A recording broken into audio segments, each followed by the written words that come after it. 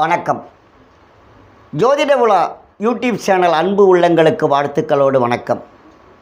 இன்றைய தினம் மார்கழி மாதம் 2ஆம் நாள் ஆண்டாள் அருளி செய்த 2வது பாசுரத்தை இப்பொழுது பார்க்க இருக்கிறோம். பாசுரமும் அதற்குண்டான சிறு விளக்கங்களையும் பார்ப்போம்.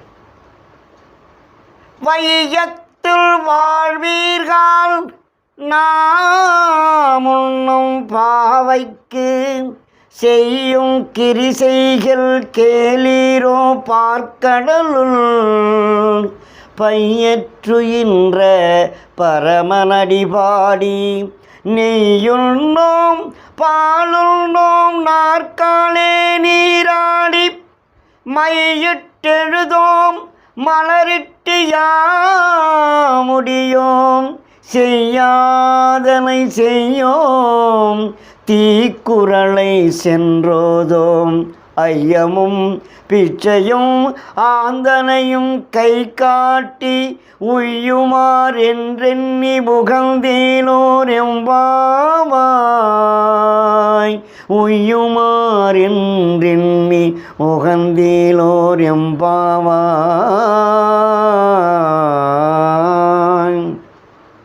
அருமையான அற்புதமான இந்த 2வது பாசுரத்திலே ஆண்டாள் நாச்சியார் நமக்கு இந்த பாவை நோன்பு எப்படி இருக்க வேண்டும் என்ற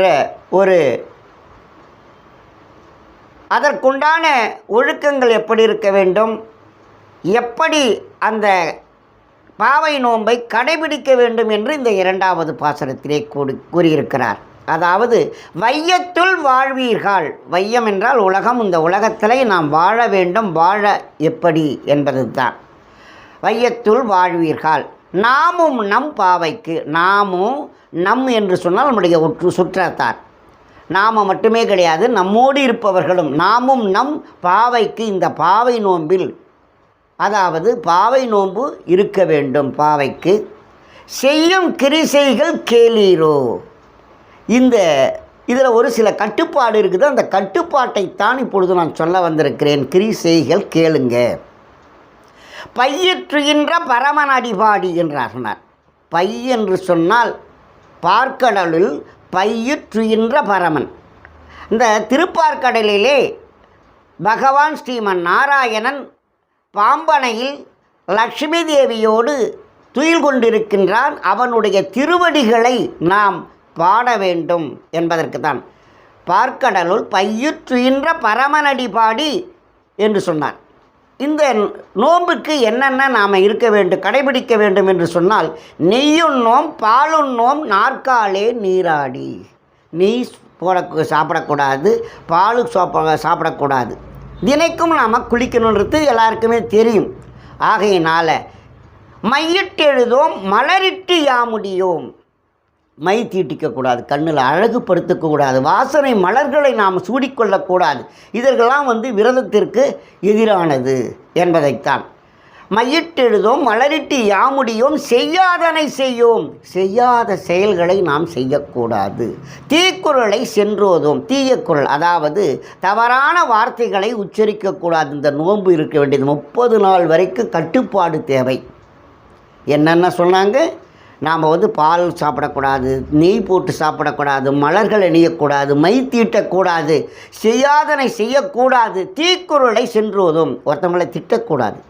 ஏனென்றால் நம்ம ஆன்மீகத்தில் அதாவது நோன்பு இருக்கின்ற பொழுது நம்முடைய சொற்கள் பலிதமாகிவிடும். யாராவது ஒருத்தவங்களை தீய வார்த்தையை சொல்லிட்டோம்னா அது பகவானுடைய சாபம் மாதிரி ஆகிடக்கூடாது. அதால் தீக்குறளை சென்றோதும் ஐயமும் பிச்சையும் ஆந்தனையும் கை காட்டி நாம் படைச்சி சாப்பிட்றோம்னா மற்றவங்களுக்கு ஏழை எளியவர்களுக்கு அன்ன பாலிப்பு செஞ்சுட்டு பிச்சை கொடுத்துட்டு நாம் அதன் பிறகு தான் சாப்பிடணும் என்பதை அழகாகவும் அற்புதமாகவும் நமக்கு ஆண்டாள் நாச்சியார் ஐயமும் பிச்சையும் ஆந்தனைக்கும் கை காட்டி உய்யுமார் என்றெண்ணி உகந்தேலோ ரொம்பாவை. இந்த உலகத்தில் நாம் உய்ய வேண்டும் என்றால் இந்த பாவை நோன்பை கடைபிடித்து எல்லோருக்கும் நல்லதாக இருக்கணும், நல்லபடியாக இருக்கணுன்றதுக்காகவே இந்த நோன்பை நாம் செய்கிறோம்.